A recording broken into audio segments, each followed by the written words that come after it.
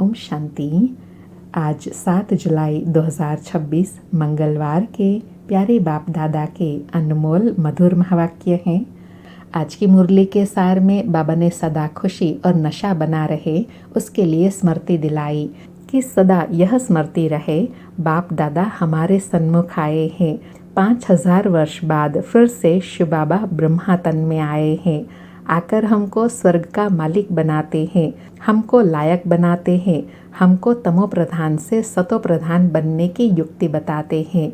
तो बच्चे जब इस स्मृति में रहते हैं तो अपार खुशी का पारा चढ़ता है। और स्मृति दिलाई कि अभी तुम बच्चे जानते हो, इस समय बाप आकर हम बच्चों को अडॉप्ट करते हैं।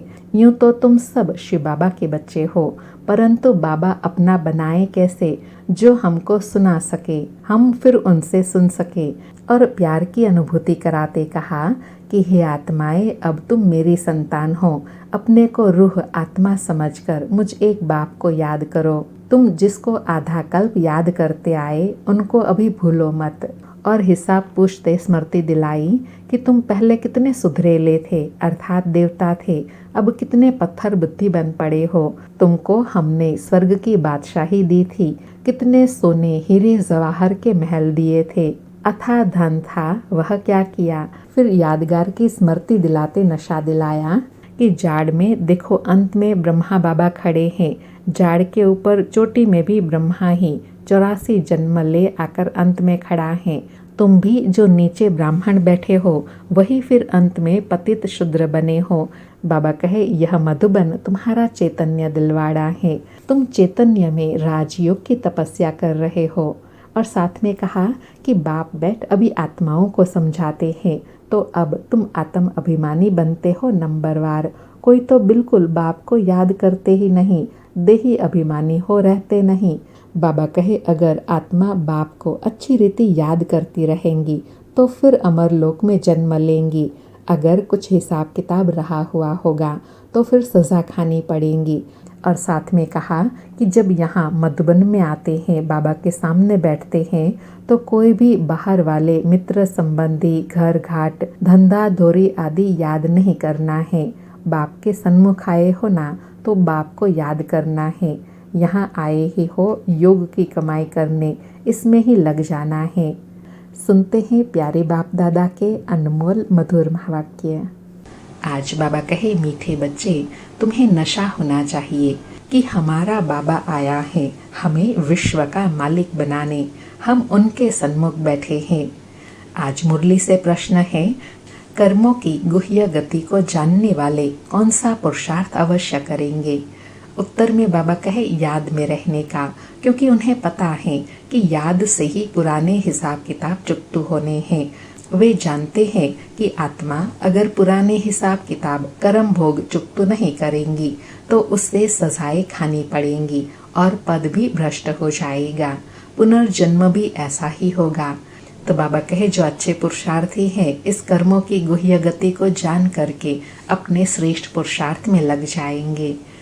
ओम शांति। बच्चों को अपार खुशी का पारा चढ़ा है जब देखते हो बाप दादा सन्मुख आए हैं। और यह भी बच्चे जानते हैं कि 5000 वर्ष बाद फिर से शिव बाबा ब्रह्मा तन में आया हुआ है। क्या करने? बाबा कहे ब्रह्मा तन में शिव बाबा आकर क्या करते हैं? बच्चों को यह नशा चढ़ा हुआ है। सब बच्चे जानते हैं। क्या जानते हैं कि स्वर्ग का मालिक बनाने बाबा आया हुआ है, हमको लायक बना रहे हैं, हमको तमो प्रधान से सतो प्रधान बनने की युक्तियाँ बार बार बता रहे हैं। युक्ति है बहुत सहज, बिल्कुल सहज याद बच्चों को सिखलाते हैं।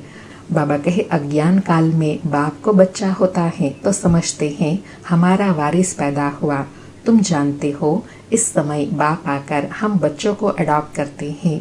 यूँ तो तुम सब शिव बाबा के बच्चे हो, परंतु बाबा अपना कैसे बनाए जो हमको ज्ञान सुना सके और हम उनसे सुन सके।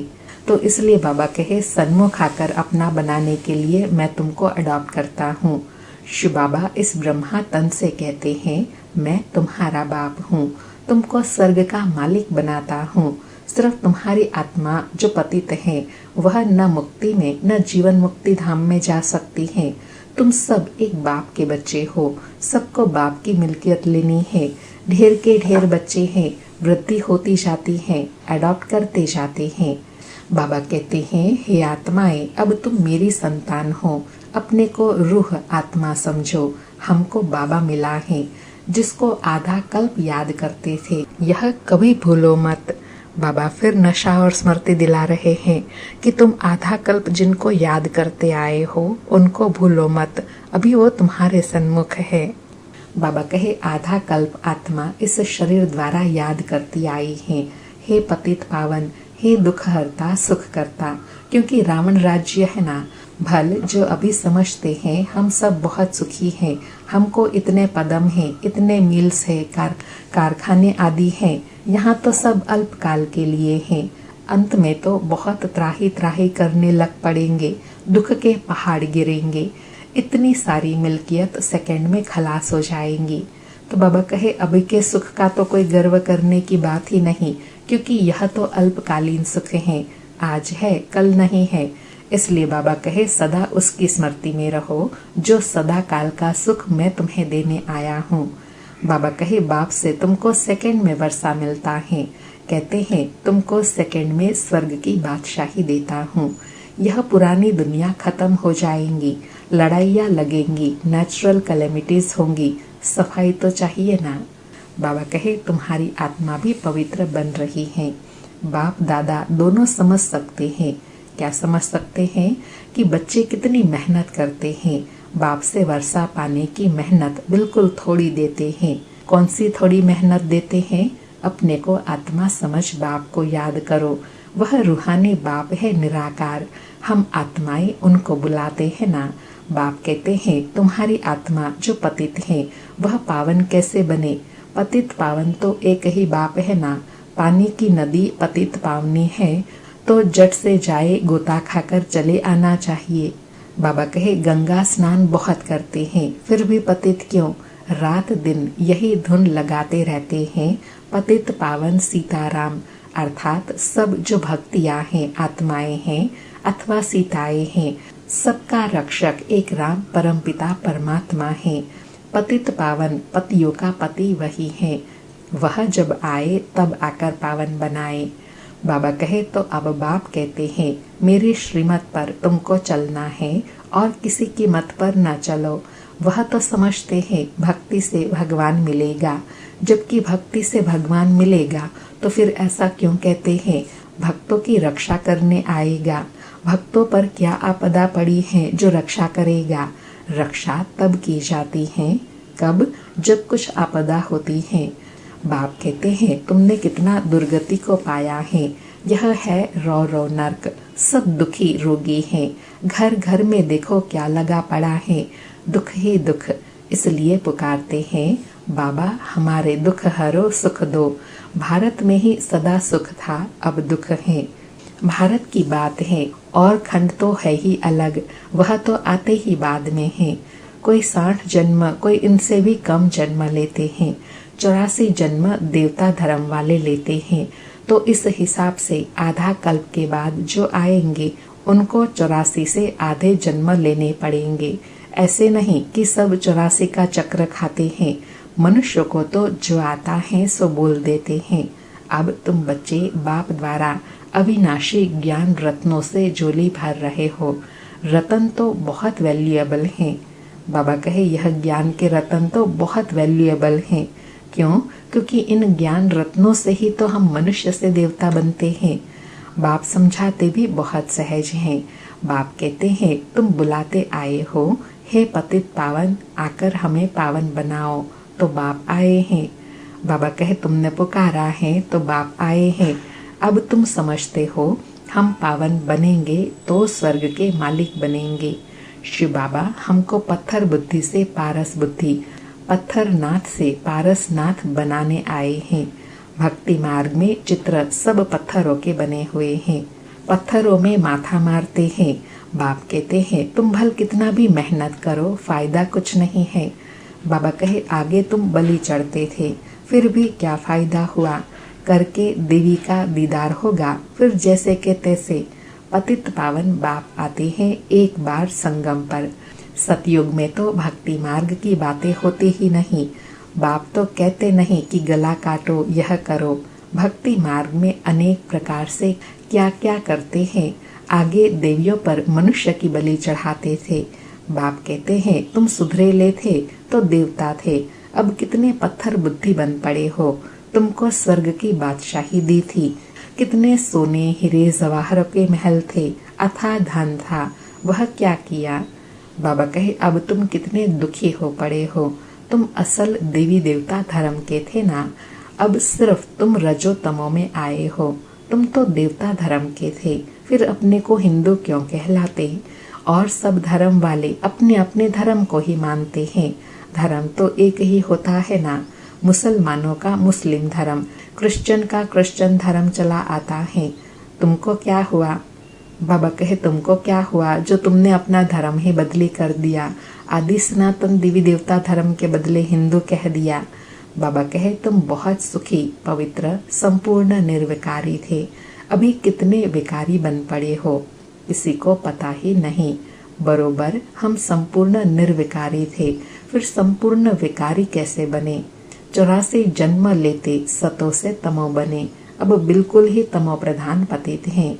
सतयुग से कलयुग जरूर आना है। सब धर्मों को सतो रजो तमो में आना ही है, वृद्धि को पाना है। तुम भी झाड़ में हो ना, अर्थात बाबा कहे कल्प वृक्ष के झाड़ में तुम भी हो ना। झाड़ में देखो अंत में ब्रह्मा खड़ा है, झाड़ के ऊपर चोटी में ब्रह्मा ही है। ब्रह्मा ही 84 जन्म ले जाकर अंत में खड़ा है। तुम भी नीचे ब्राह्मण बैठे हो, वही फिर अंत में पतित शूद्र बने हैं, फिर नीचे राजयोग सीख रहे हो। बाबा कल्प वृक्ष का चित्र विजुअलाइज करा रहे हैं कि देखो नीचे जड़ में भी तुम बैठे हुए हो, राजयोग की तपस्या कर रहे हो, और फिर 84 जन्म लेकर ऊपर में ब्रह्मा बाबा के साथ हैं। बाबा कहे तुम भी शूद्र थे, अब ब्राह्मण बने हो। यह बड़ी समझने की बातें हैं। अभी झाड़ में बहुत अच्छी समझानी है। अभी तुम राजयोग की तपस्या कर रहे हो, तुम्हारा ही यादगार खड़ा है। यह चैतन्य दिलवाड़ा मंदिर, वह जड़। सतयुग में यह नहीं था। इस समय तुम अपना यादगार देखते हो, तुम प्रैक्टिकल में सच्चे सच्चे दिलवाड़ा मंदिर में चैतन्य में बैठे हो। क्योंकि बाबा कहे सच सच अभी तुम राजयोग की तपस्या कर रहे हो, तो यही है सच्चा सच्चा चैतन्य दिलवाड़ा। बाबा कहे स्वर्ग की स्थापना हो रही है, फिर स्वर्ग में आएंगे तो यह मंदिर आदि कुछ होगा नहीं। यह मम्मा बाबा और हम बच्चे बैठे हैं, हुबहू तुम्हारा मंदिर है। नाम ही रखा है मधुबन चैतन्य दिलवाड़ा मंदिर। फिर जब भक्ति मार्ग शुरू होगा तो फिर यह मंदिर बनाएंगे।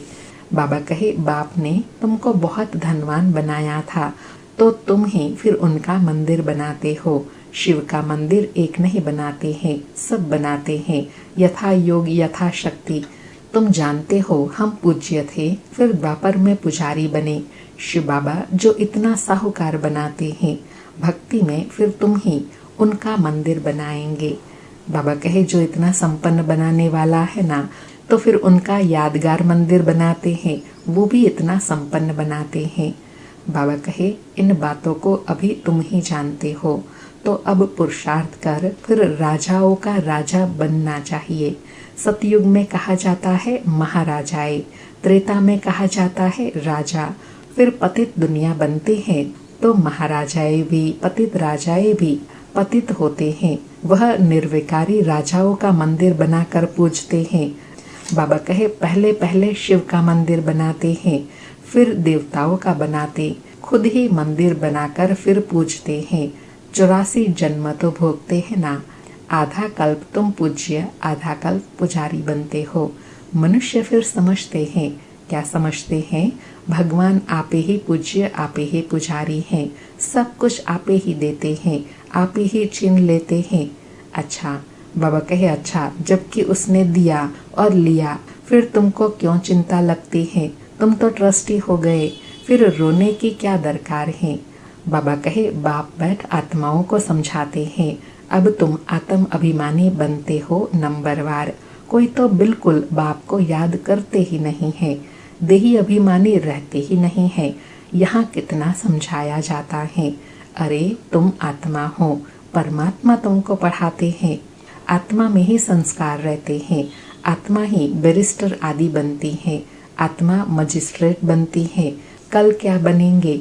अगर आत्मा बाप को अच्छी रीति याद करती रहेंगी तो फिर अमर लोक में जाकर जन्म लेंगी। मृत्यु लोक में फिर दूसरा जन्म नहीं लेंगे। अगर कुछ हिसाब किताब रहा हुआ होगा तो सजा खानी पड़ेगी। कर्म भोग भोग कर चुकतू करना होगा, फिर ऊंच पद नहीं मिलेगा। बिना सजाए आगे बढ़ेंगे तब ऊंच पद पाएंगे।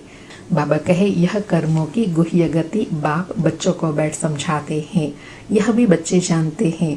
क्या जानते हैं? सतयुग है सतो प्रधान। हर चीज वहाँ सतो प्रधान होती है। कहते हैं कृष्ण गौएं संभालते थे, राजाए गौ संभालते हैं क्या? ऐसी बात तो हो नहीं सकती। यह दिखाते हैं सतयुग में गौएं भी बड़ी फर्स्ट क्लास होती हैं। उनको कामधेनु कहा जाता है। जगदम्बा सरस्वती भी कामधेनु है। 21 जन्म लिए सबकी मनोकामनाएं पूरी करती हैं। तुम भी कामधेनु हो। बाबा कहे वही नाम फिर गौ पर रख दिया है जो बहुत दूध देती है, अर्थात मनुष्य की पालना करती है, इसलिए कामधेनु कहते हैं। बाबा कहे राजाओं के घर में बड़ी फर्स्ट क्लास गायें होती हैं, जबकि यहाँ भी राजाओं के पास ऐसी अच्छी अच्छी हैं, तो स्वर्ग में कैसे सुंदर होंगी। वहाँ कोई बांस बदबू आदि बिल्कुल नहीं होती है। अब बाप बच्चों को कहते हैं, क्या कहते हैं कि मैं आया हूँ, तुमको गुल गुल पावन बनाकर साथ ले जाऊंगा। मुझे बुलाते ही हैं, हे पतित पावन आओ। पतित दुनिया पतित शरीर में आओ। यह है पतित, वह है पावन फरिश्ता। भेंट दिखलाते हैं, अर्थात ब्रह्मा बाबा जो यहाँ साकारी दुनिया में है वह पतित है, और ऊपर सूक्ष्म वतन में जो है वह पावन फरिश्ता है। बाबा कहे तुम भी पतित से ऐसे पावन फरिश्ता बनेंगे। सतयुग में देवताओं को डीटी कहते हैं, सूक्ष्म वतन वासी है फरिश्ते। अब तुम फरिश्ते पवित्र बनते हो।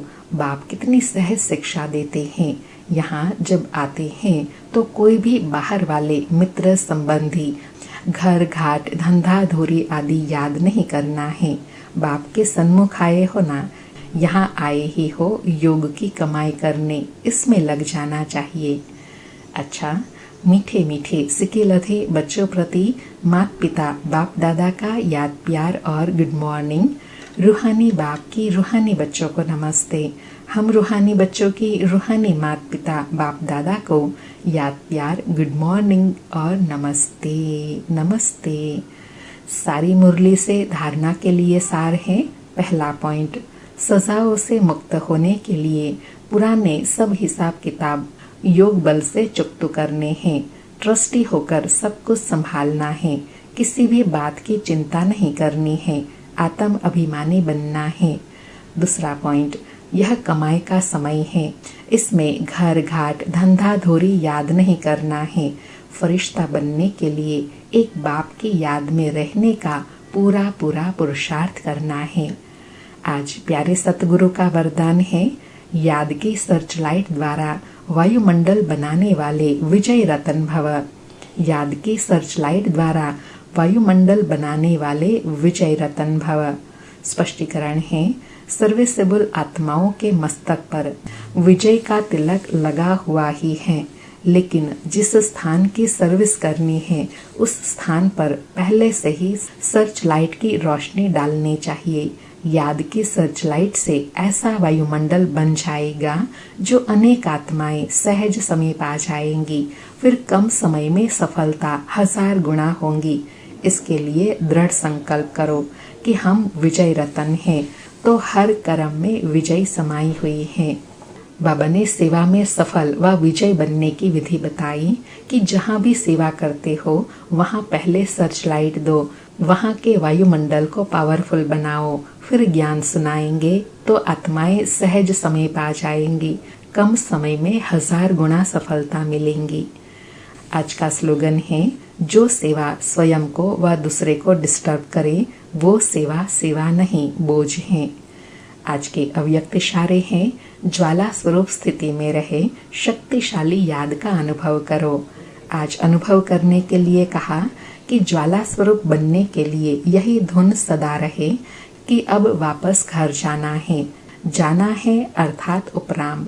जब अपने निराकारी घर जाना है तो वैसा अपना वेश बनाना है, तो जाना है और सबको वापस ले जाना है।